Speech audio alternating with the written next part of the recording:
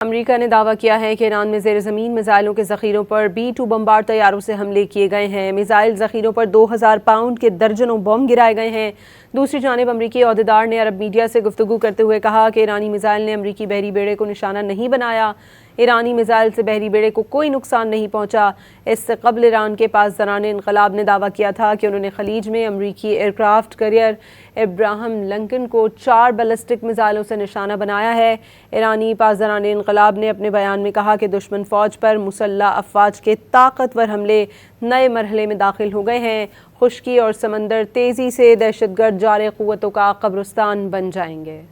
امریکہ نے دعویٰ کیا ہے کہ ایران میں زیر زمین میزائلوں کے ذخیروں پر B-2 بمبار طیاروں سے حملے کیے گئے ہیں۔ میزائل ذخیروں پر 2000 پاؤنڈ کے درجنوں بم گرائے گئے ہیں۔ دوسری جانب امریکی عہدیدار نے عرب میڈیا سے گفتگو کرتے ہوئے کہا کہ ایرانی میزائل نے امریکی بحری بیڑے کو نشانہ نہیں بنایا۔ ایرانی میزائل سے بحری بیڑے کو کوئی نقصان نہیں پہنچا۔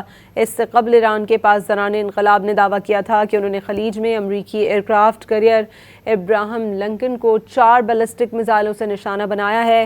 ایرانی پاسداران انقلاب نے اپنے بیان میں کہا کہ دشمن فوج پر مسلح افواج کے طاقتور حملے نئے مرحلے میں داخل ہو گئے ہیں۔ خشکی اور سمندر تیزی سے دہشت گرد جارح قوتوں کا قبرستان بن جائیں گے۔